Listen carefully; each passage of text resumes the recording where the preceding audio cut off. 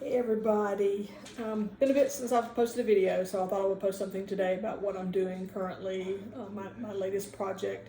And I wanted to talk a little bit about this whole quilting thing because I remember prior to 5 or 6 years ago when I discovered my love and my passion for sewing and quilting and making stuff, walking into a fabric store, and I really wasn't interested in looking at fabric because I knew nothing about sewing. I'd never used a sewing machine. I wasn't interested. I would get magazines that would have craft projects in them, and I would always skip over the pages that had sewing and quilting and fabric stuff in it.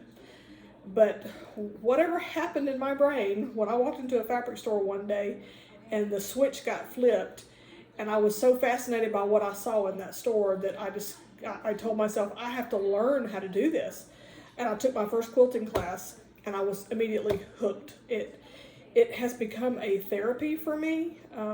We all deal with so much stress in our lives and such a fast-paced world that we live in, and constant bombardment of responsibilities and obligations and duties, that quilting has become my escape. And I'm not talking about just making quilts. I love to make handbags and table settings, and I do quilts as well.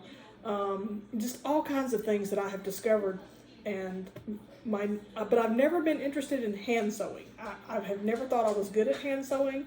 I didn't find any interest in hand sewing, and when my niece talked to me a few weeks ago about English paper piecing, which requires hand sewing, I didn't even want to think about it. But she piqued my interest. So she and I both have a love of the fabric designer Tula Pink, who just has the most gorgeous fabric collections and the most interesting brain when it comes to fabric design.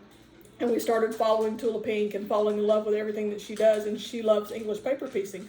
So I watched Tula Pink, and you can Google her, you can look it up on YouTube. She's got a 3-part series of videos that she created on English paper piecing, where she talks about the process of creating the idea of the quilt and the tools that you're going to need. And then in the third video, she actually sits down and shows you what she does, how she sews her pieces together to make it easy. So I have embarked on English paper piecing since over, I guess, late last week or over the weekend. And I've discovered a few things, so I thought I would share with you what I've discovered. Number one, the Tula Pink video is the best to give you a good start on the process, especially and the tools and supplies that you'll need. So what you do is you find your fabric, and I'm using a Tula Pink pattern. I'll show you the pattern. It's called Alchemy. Looks like this, just a gorgeous pattern. I don't have all these fabrics that go in this pattern, but I have a lot of different Tula Pink fabrics, a lot of her fabrics. So I am using Tula Pink fabrics, but not the ones specifically in her pattern. And I've kind of made up my own design so far. And things I discovered, so you can use the Sewline glue pen. You need a lot of glue refills. You need a good rotary cutter. If you're a quilter or a sewer of any fashion, you need a good rotary cutter. I like my Creative Grids. This rotary cutter has a lot of weight to it, so it's easy to cut through a lot of pieces of fabric. Some rotary cutters you get are very lightweight, and you have to put a lot more pressure to cut through your fabric. This has weight to it, which helps. Of course, I have the Tula Pink scissors. These are the 6-inch straight edge scissors. But what I use the most is her serrated edge scissors for cutting the pieces. It cuts through the pieces of fabric like butter. You buy the template pieces. It's like little pieces of paper, and I think you can go to paperpieces.com and buy a pack. This particular quilt has over 3,500 pieces, and you can buy the pack that will let you do the full quilt, but you can use these pieces more than once. So I could make this whole quilt and still use my pieces again for another quilt if I wanted to, or even a different design. I could make up my own design. You need some good thread, so I'm using Tula Pink's recommended Aurifil thread. Now, again, this is an older set of thread that she produced, not necessarily going with the fabric I have, but it's got the colors in it that I need that will be fine. you need a couple of project bags. So I have a big bag that has all of my fabric in it that I'm going to use in this design. It has my paper pieces that I just showed you. It's got my tools and my supplies. But as I'm cutting my pieces out, I have a smaller bag that I am actually organizing my pieces in. And what I discovered when I first started doing this is I was cutting fabric and sewing, gluing it down to the paper, and it was taking a lot of glue and a lot of time. And with 3,500 pieces, there's no way I'm going to glue all 3,500 pieces together at once before I start making the quilt. So what I decided to do is to glue the pieces down for the first row that I need first. And in my first row, I have 7 different fabrics that I need to use.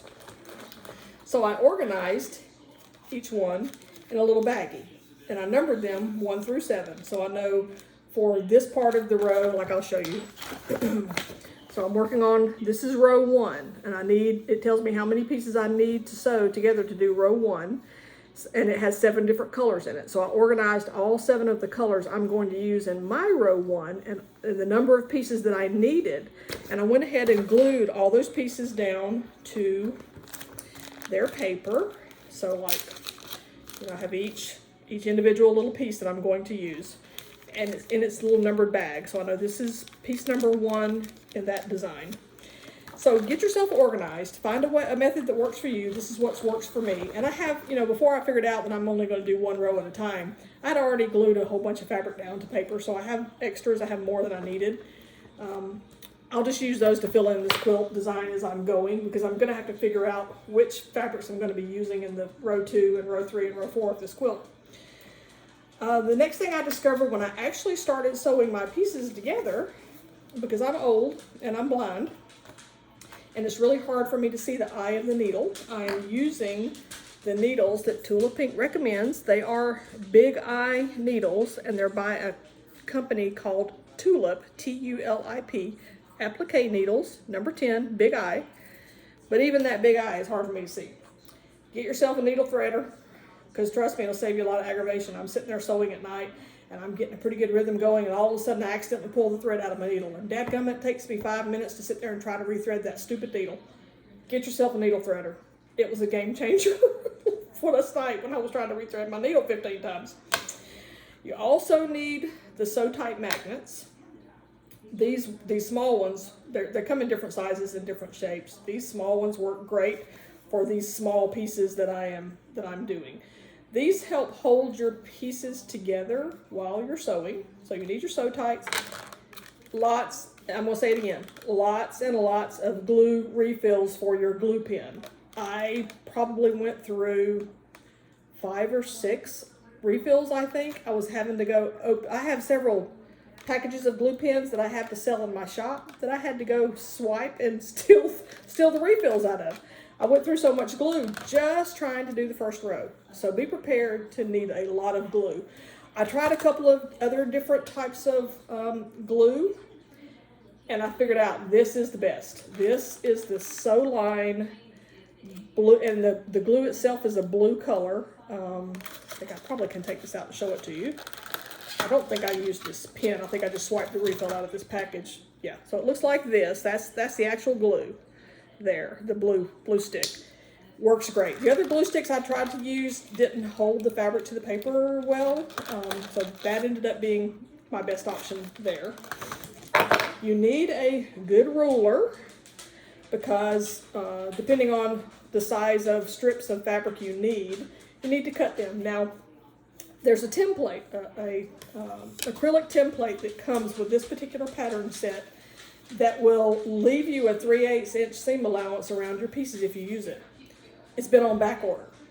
So when I started my project, I obviously didn't have my template yet, so I just cut my little strips into like 2-inch squares. Also have my Tula Pink ruler that I was using. So I cut my little strips into my 2-inch squares, and I just put my piece of paper down on the fabric and then cut around it, leaving a pretty wide margin, so that I wouldn't have extra fabric in the piece, but I would have enough fabric to glue it down. I also have a lap rotary cutting mat, and it's an ironing mat, but obviously I'm not going to be ironing sitting in my lap. But this is helpful because I'm just sitting in my easy chair at night doing this, for me to cut out my pieces of fabric to have this.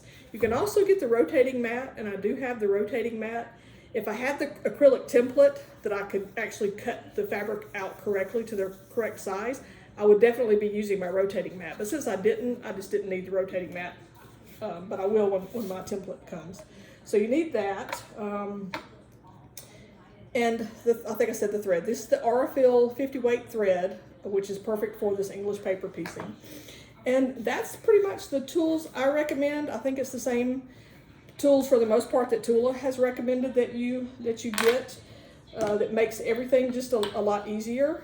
And I never knew I would like hand sewing, but I am a fan. I'm really enjoying this.